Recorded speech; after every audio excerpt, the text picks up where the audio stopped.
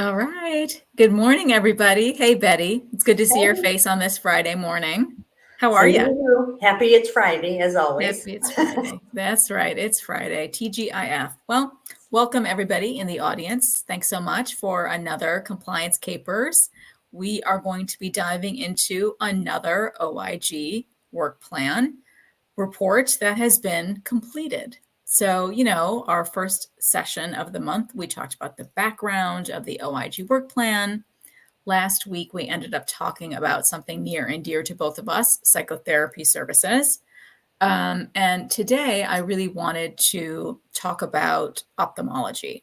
I'm myself am blind as a bat since I was like 5 years old, wore glasses forever until my parents allowed me to have contact lenses. I shared with you offline earlier that I had those semi-hard gas permeable contacts when they first came out for astigmatism because they didn't have soft way back in the day. And so I had to wear these little blue contacts. No, they did not change my eye color, but they were blue. And they were very hard. So the moment I would like just sort of touch my face, it would pop out.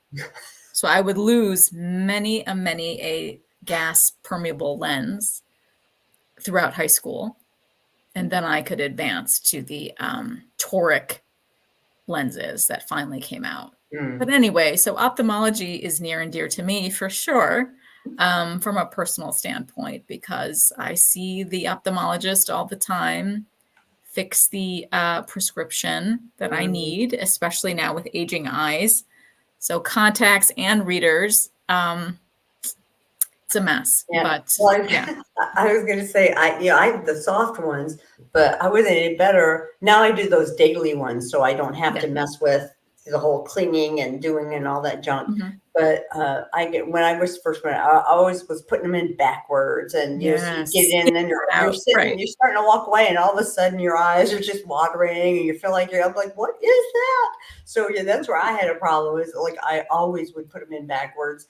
So I like it now. The ones they're like just so floppy. So now I don't know if it matters which way I put them in, but I don't really have that issue anymore. So I'm very glad at the advances of our contact lenses. So, but yeah, I have my readers even when because I'm supposed to have the bifocal The lenses, bifocals. but I Mm-hmm. couldn't do it. I could neither.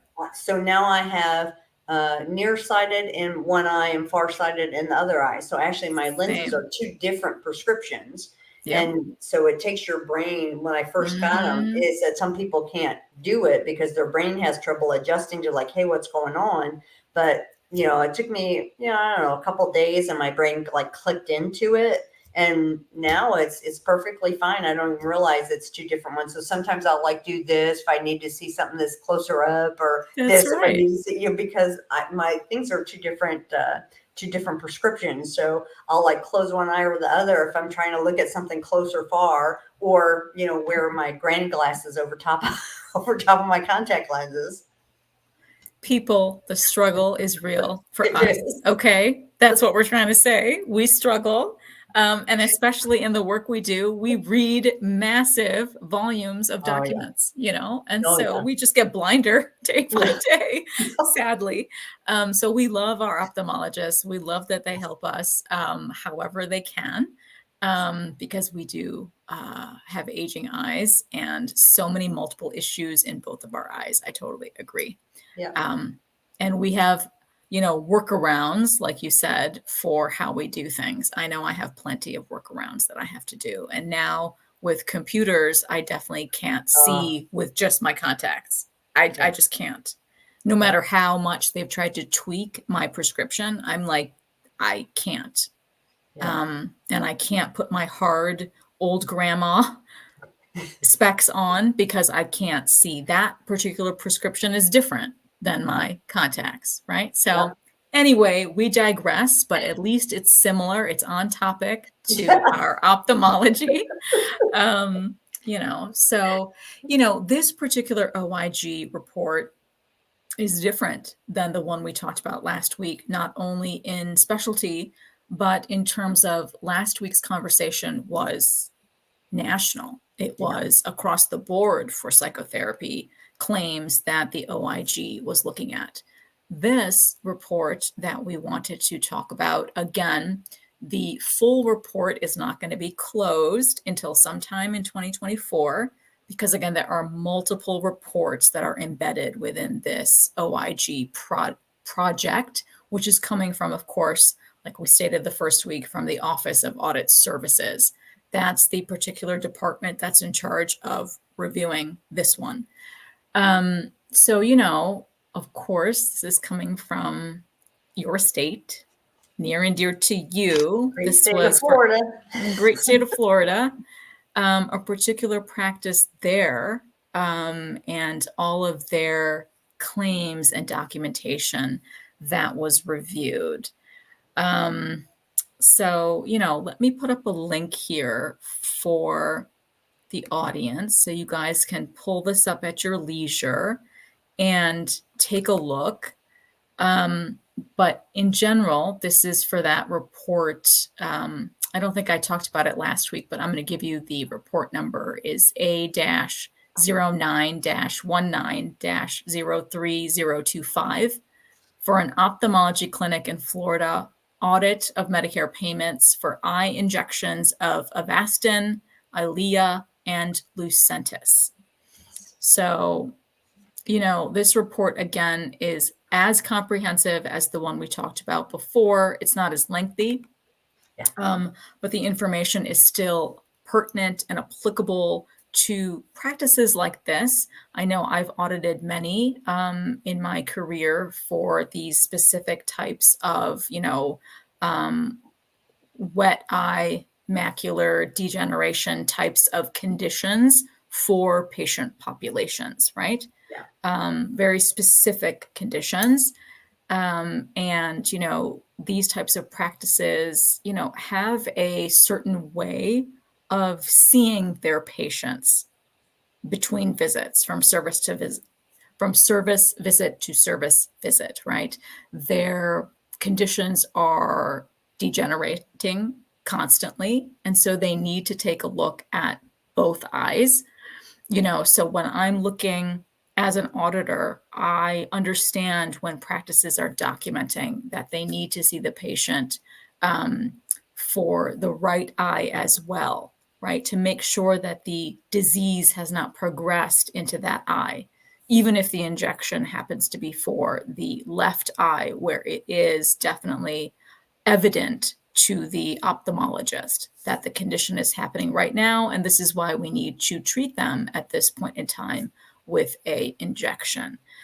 So, throughout the report, if you happen to be an ophthalmologist or a coding specialist for these types of eye conditions, I think it's very clear when you read documentation from your providers as to the why they are doing things. But the OIG in this report also has an incredibly illuminating way of looking at the various service lines, right, Betty? And in this case, they had no problems with the injections themselves. No problems with the injections. It's for all of the other services that were included on that encounter with the injection. Right. They in the CPT code, for those of y'all that are listening, if you do ophthalmology, I'm sure you know this one by heart, but this is for the intravitreal injections. So the CPT code they're talking about in this study that they're doing, the plan is a 67028, and it has 0 global days to it. So that's the thing to be thinking about, because one of the issues came up with E&Ms and modifier 25 in here, but there's a lot of other services when they're doing the injection that they also may be doing at the visit. So it's not unusual to see the 67028 and other services, which the OIG said, they don't have a problem necessarily with the fact that there was more services on there. It's when they looked at the documentation, they weren't supporting some of the services, and they did take umbrage with some of the E&M visits too, that they did it. So in the Appendix A of this report, it's on page 17 of the report, just for when you go look at it, it does list out specifically the services. So they looked at 100 services and they had 100 intravitreal injections and said every one of those was good. But they also had 99 injections of anesthesia, and we'll get to that in a second because that's the big thing here. 94 diagnostic imaging services, 77 extended ophthalmoscopies, 73 E&M services, 50 doses of Avastin, and 50 doses of Eylea. So, this problem with these guys wasn't with the injection code, it was with the other stuff that went with it that they found that they were doing an error. Which is great in my opinion, right? Because I've had to audit numerous types of practices like this where there was an issue with the injection and that particular J code for the drug, right? So in this particular Florida clinic's case, bravo, they followed First Coast Services. They did that portion very, very well. But it's the other stuff. And I made a face on air here when you said the 99 injections were done for anesthesia, right? Those of us in the audience will probably know that that's not a good thing, right? Anesthesia for a injection to the eye, that anesthesia is going to be bundled, included in that injection with that drug, right? That's already bundled into that service. And they did that 99 out of 100 times. Yeah. So, that I want you to read to the audience that particular blurb about the medical director and the biller, where they identified the issue. Yes. At some point. Yeah, in the report, the OIG reports that that the injection of the lidocaine is bundled into the procedure and it can't be reported separately because it was done by the physician that was doing the procedure. So when you're doing your own anesthesia, you've got the bundling issue. And then it says that the physician said that he didn't know that you couldn't bill it separately. So they were billing the 67028, and then they were billing the injection of the lidocaine with modifier 59 to unbundle it out of the NCCI edits, to bypass the edits. And so on page 10 of the report, if y'all go and look at this, it says the clinic did not have policies and procedures to ensure that injections of anesthesia drugs were not billed with intravitreal injections. So that's problem number one. So either they don't have a compliance program or the compliance program doesn't have the right policies and procedures in it. Then they say, however, the clinic's biller stated that she stopped billing for injections of an anesthesia drug when she became aware that these injections were included in the payment for intravitreal injections. The medical director stated that the clinic stopped billing Medicare for anesthesia and drug injections in August or September of 2019.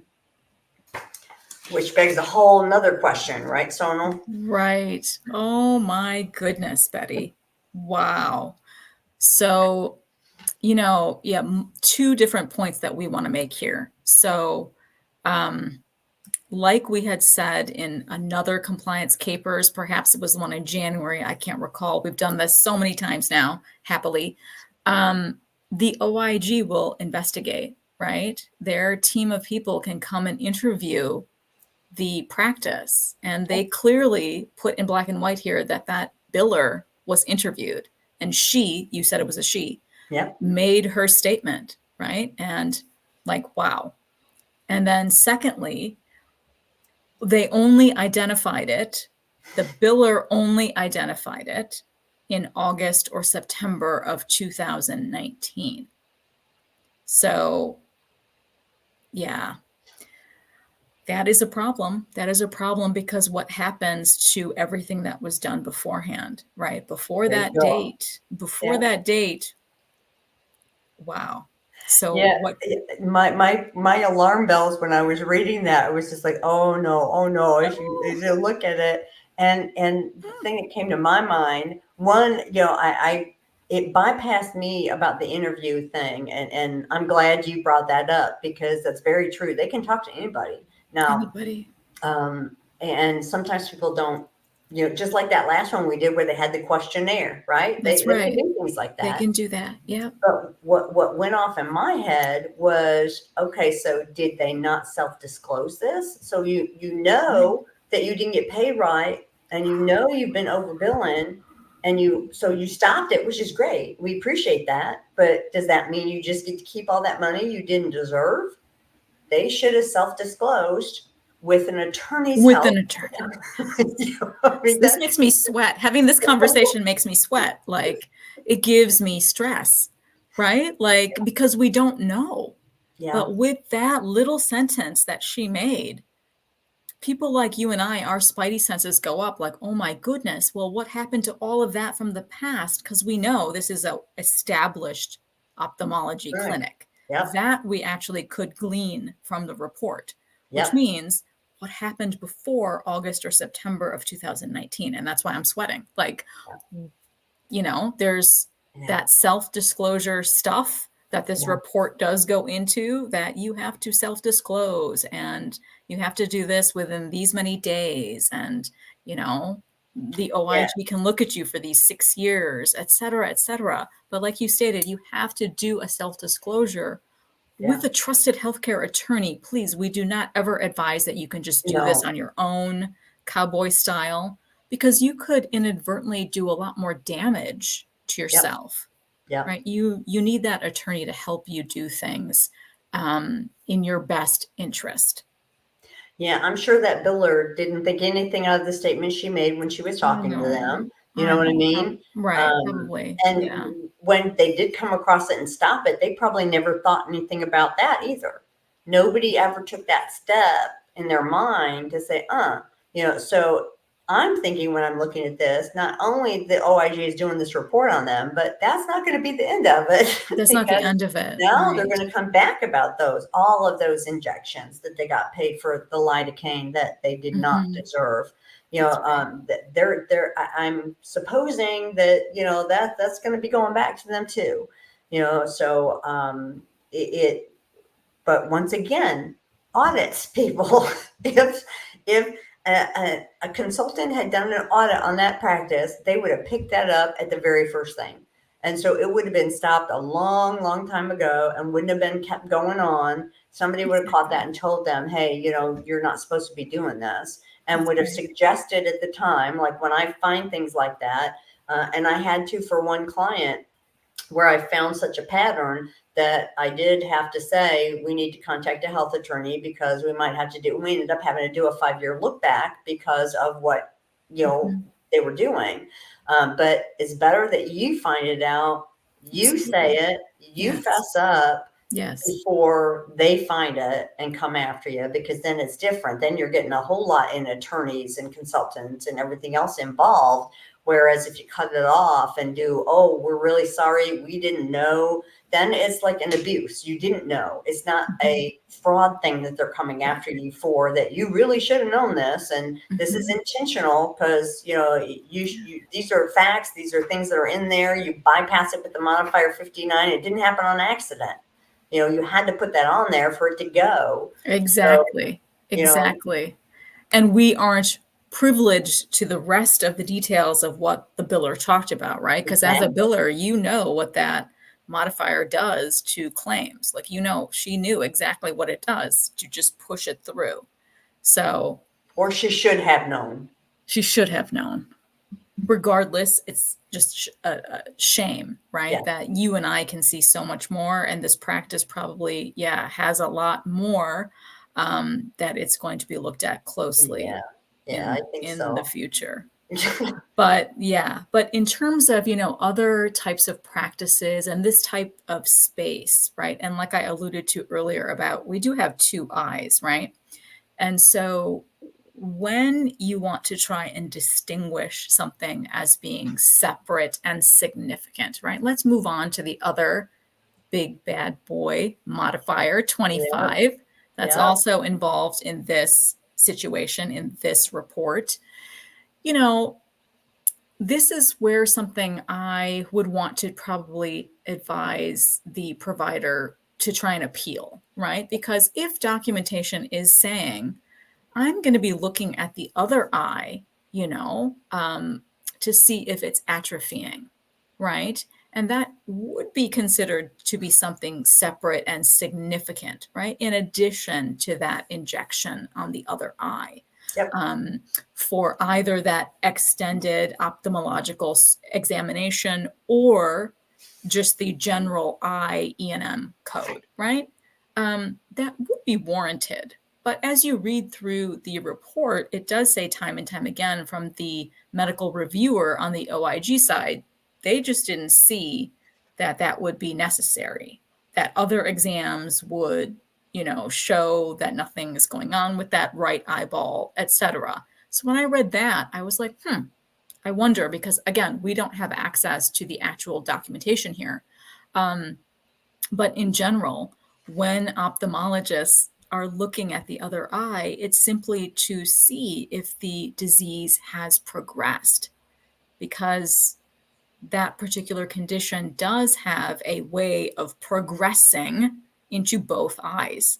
It's just a fact. Mm-hmm.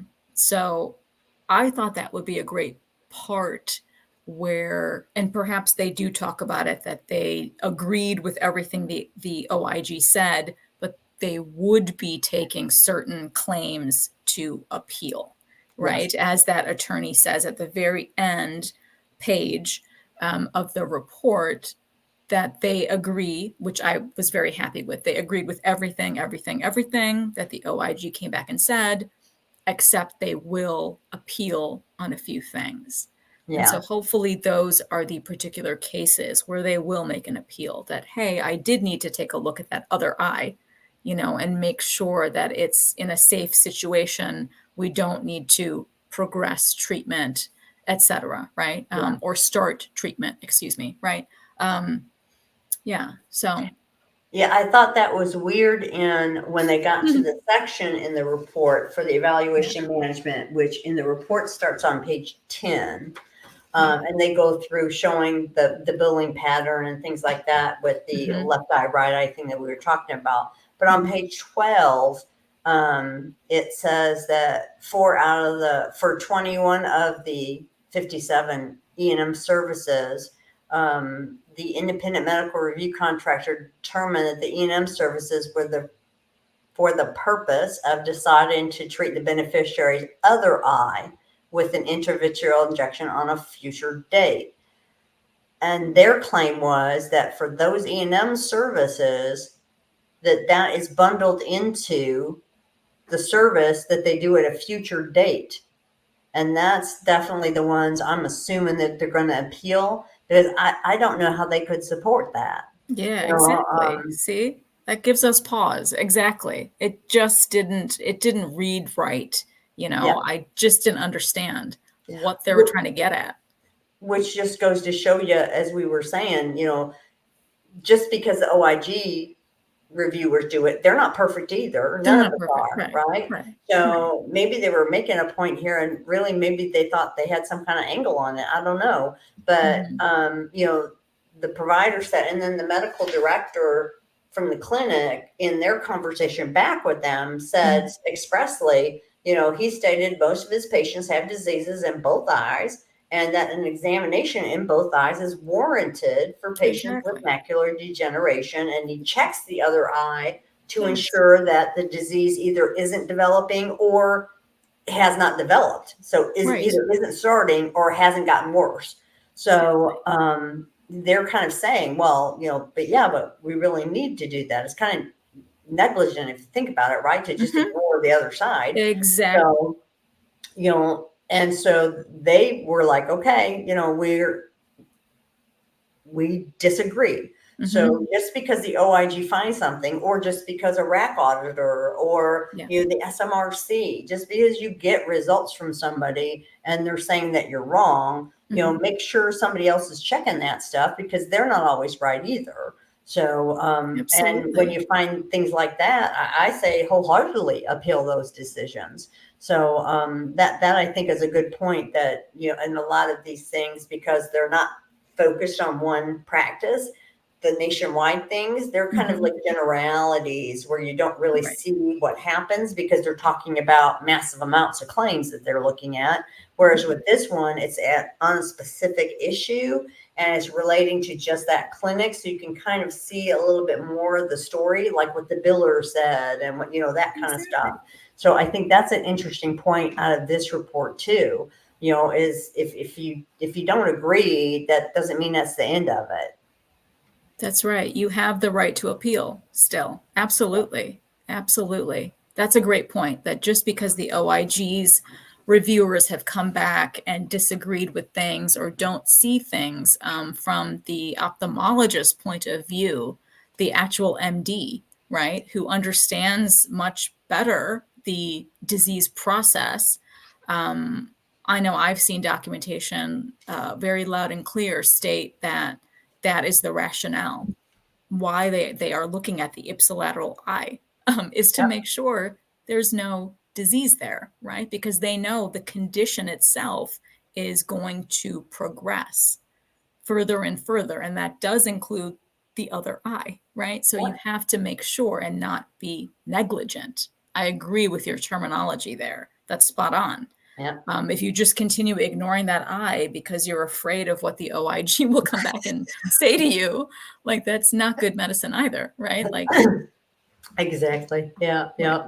Or, just think from that medical legal point that you just made, so, they don't do that eye and then something happens in that eye. And, Mhm. well, you could have caught this a year ago if you would have been checking it. Now there's something else that ophthalmologists could be in hot water for from the patient side of it, where maybe they're suing them for malpractice. So documentation is not just for getting paid. It's It's a not. communication Mhm. device for Mhm. practitioners and non-physician practitioners and other staff, to use to see what's going on with the patient, to tell their story, to make sure other people know what it is if they have to go see somebody else. And it's a legal document. So that's why with my clients too, I always talk to them about when they have those patients that are non-compliant and they're Mhm. not taking their meds and Yeah. I'm like, those things should all be documented and you should be coding those non-compliance things, because what if they're non-compliant, something Mhm. bad happens and now the family's all upset with you saying that you didn't take care of them. How are you going to prove that? Well, you better be documenting that kind of stuff. So it's also a legal document that could protect the practice from Yes. a lot of different things other than That's just right. a payor audit. That's right. That's well said. It's a legal document. Absolutely right. And that provider has to be protected, right? We have to make sure at all costs. Absolutely well said.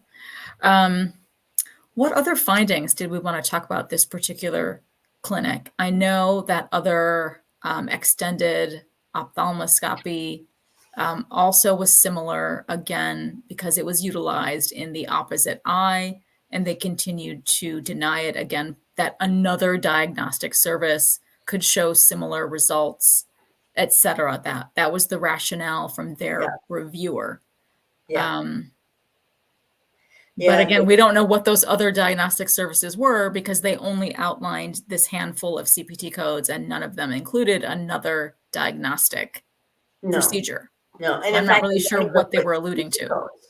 Yeah. And this one, they Yeah. didn't even put CPT codes. They just mentioned what it was. They mentioned what it was. You and I know what the codes are, Right. but they were not talking about another one of those scans for diagnostic procedures in there. So I don't know what they were alluding to because it's not provided in their list of CPT codes in the charts that they do provide throughout the report. So, I don't really know, but No, in no. The other, general, yeah, sorry.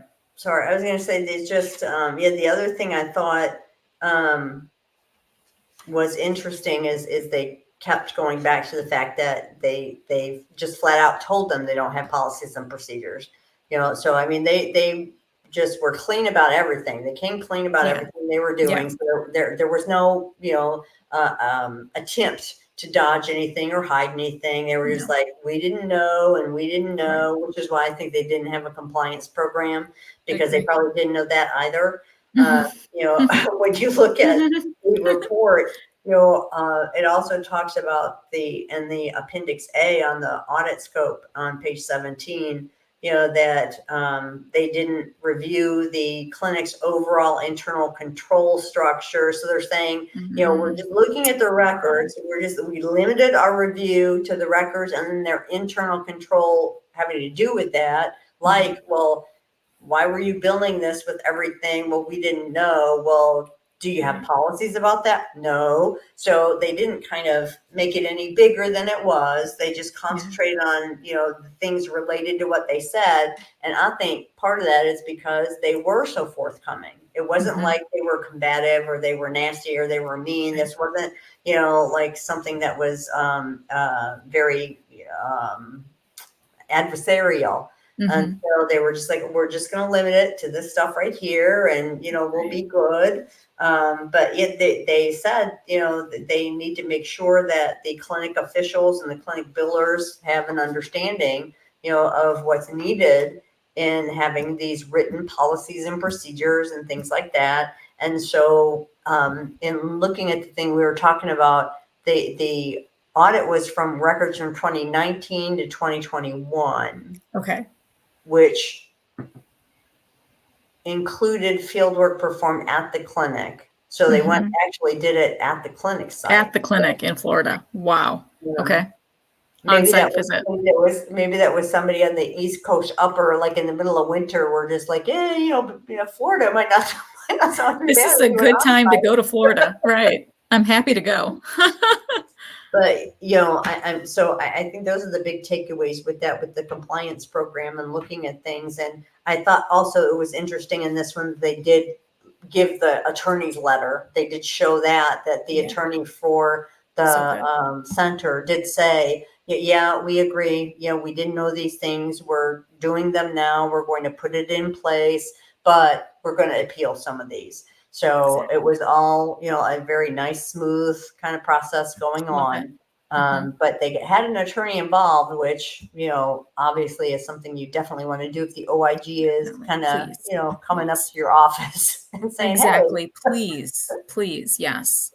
Trusted healthcare attorneys are a must in these very serious situations. And before we go, I wanted to make sure that you also highlight, I think it was Appendix B, the laundry list of other OIG reports on ophthalmology practices. The report, of course, from way back in 2005 on the modifier 59 is included in their appendix as well, because an ophthalmology case was involved in that. My paper. So yeah, you guys, this type of work has been going on for quite some time. These sort of misunderstanding or continued confusions on how to compliantly bill for these multiple services in addition to the injection procedures to the eye, right? Yep. There's at least 10 on that appendix, right? So Yep. this has been And going on for a long time. check those NCCI edits, people. Make sure you've got a reason if you're bypassing some of them with a modifier. It has to be a valid reason, not just because you think you should be paid for it. If there's an NCCI edit that says you can't do this or you shouldn't be doing this together, don't just automatically slap a 59 on it and think, well, that gets it paid. Again, not about getting paid. You want to keep it. So there has to be a reason why that is considered significant and separately identifiable from that procedure that you're doing. And if you're doing it all the time on every one of them, there's probably something not right there. That's when you want to call somebody for advice on to see if you should be doing that. That's right, Betty. That's well said. Absolutely. We have to do better We have to utilize all of the tools that are available to us and put them in our toolbox. Yes. Refresh ourselves reading that NCCI manual at least every quarter. I know I do. Yep. Every quarter, because things do change. They make their updates in the red ink on the online version, right? Literally, they make those updates very timely, and you have to just know what's going on. Because I say at the end of most episodes is change is constant in healthcare. We cannot just stick to the old NCCI manual from whenever it was first published, right? No, everything has changed. I know you and I talk about E&M stuff that's recently changed Yep. for NCCI.